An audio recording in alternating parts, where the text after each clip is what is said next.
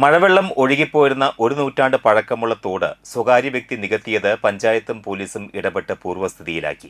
കാഞ്ഞാണി ബാറിനോട് ചേർന്ന തോടാണ് ബുധനാഴ്ച വൈകിട്ട് നികത്തിയത്. വിവരമറിഞ്ഞെത്തിയ വിവിധ രാഷ്ട്രീയ പ്രവർത്തകരും നാട്ടുകാരും ജനപ്രതിനിധികളും ചേർന്ന് കൂടുതൽ നികത്തുന്നത് തടഞ്ഞു. മണലൂർ പഞ്ചായത്തിലെ 6-ാം വാർഡിലാണ് സംഭവം.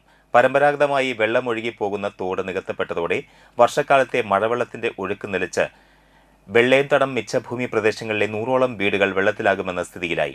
ഈ പ്രദേശങ്ങളിലെ വെള്ളം നിലവിൽ നികത്തിയ തോട്ടിലൂടെ കടന്നാണ് കോത്തായി പാടം വഴി പെരുമ്പുഴ പാടത്തേക്ക് ഒഴുകിപ്പോയിരുന്നത്.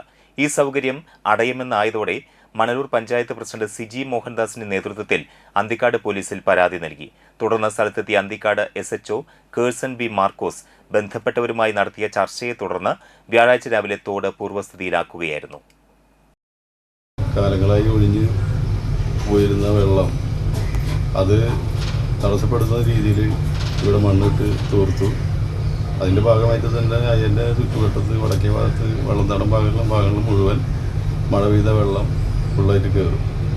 അത് പാർട്ടിയും ഇവിടുത്തെ ജനങ്ങളും ജനപ്രതിനിധികളും ഇടപെട്ടുകൊണ്ട് തന്നെ അത് തുറപ്പിച്ച് ഇപ്പോൾ അത് പഴയ രീതിയിലാക്കിയിട്ടുണ്ട്.